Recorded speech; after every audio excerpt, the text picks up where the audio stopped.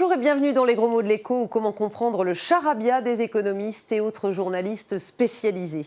Le gros mot de la semaine est devenu une sorte de mantra en Europe, une formule magique à Bruxelles. Espagnols, portugais, grecs, français, italiens, tous sont appelés sans relâche à entamer des réformes structurelles. Alors réformes d'accord, mais structurelles. Magnéto, Charles.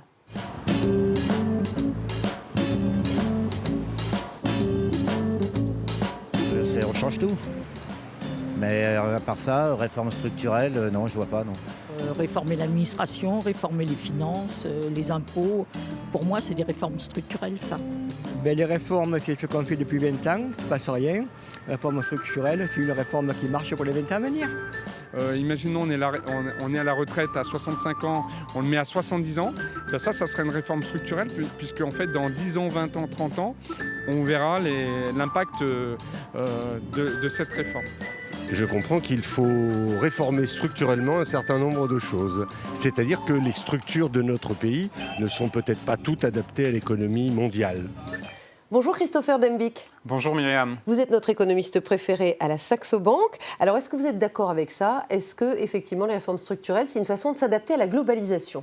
Complètement, l'objectif est double, tout simplement d'améliorer la compétitivité et également de faire repartir la croissance. Alors c'est très théorique ce que vous nous dites, les réformes structurelles, néanmoins, on le voit, ça jette des milliers, des millions de personnes dans la rue. On se souvient de la place Syntagma à Athènes, qui est devenue un peu le lieu symbolique de la contestation en Europe, en zone euro. Alors pourquoi est-ce que ces réformes structurelles suscitent ces réactions-là? C'est quoi? C'est des coupes dans les budgets, c'est la baisse des retraites, c'est la baisse des traitements des fonctionnaires? C'est quoi? Baisse des salaires également, ou encore difficulté pour de nombreuses classes de la population à accéder tout simplement à un niveau de vie soutenable. Le problème des réformes structurelles, c'est qu'elles sont bénéfiques pour l'économie à très long terme, 5, éventuellement 10 ans, mais sur le court terme, évidemment, ça a un impact très négatif pour une grande partie de la population.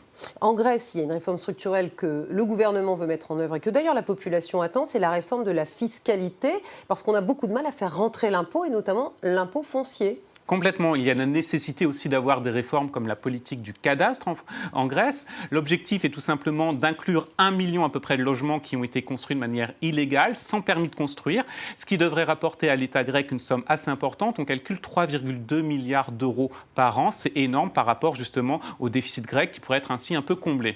Alors on l'a bien compris, les réformes structurelles, ça veut dire qu'on change les règles du jeu.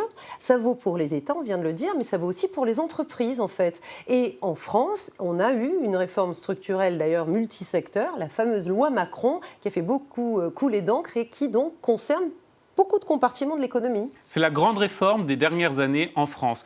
Elle implique notamment l'ouverture des commerces le dimanche pour s'adapter à la concurrence internationale ou à la mondialisation du tourisme, mais elle prévoit également la mise en concurrence, par exemple, du transport ferroviaire avec le transport par autocar. Donc 2 réformes qui vont être mises en œuvre en France, formidables, j'ai envie de vous dire, extraordinaires. Les réformes structurelles seraient l'alpha et l'oméga de la bonne santé économique. C'est clairement ce que nous disent la plupart des leaders mondiaux. Alors attention, ouvrez vos chakras.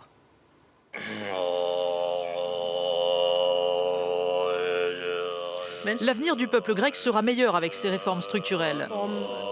La Chine est dans une phase cruciale où une mise à niveau, voire une transformation des structures, est indispensable à une croissance durable. Avec nos réformes structurelles, nous allons permettre aux Mexicains d'avoir de meilleurs revenus et d'être en mesure de subvenir aux besoins de leur famille. Nous continuerons les réformes structurelles, même si nous sommes conscients que ces mesures sont très difficiles. Voilà, consensus global.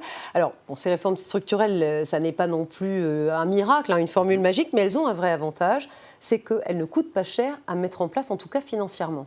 Effectivement, tout simplement parce qu'on est sur des réformes qui sont essentiellement des changements de normes, donc des changements législatifs. Ça n'implique pas un coût financier très important, mais socialement, ça a un impact extrêmement élevé et évidemment politiquement, puisque s'il y a un mécontentement social, cela se répercute au niveau des différentes élections.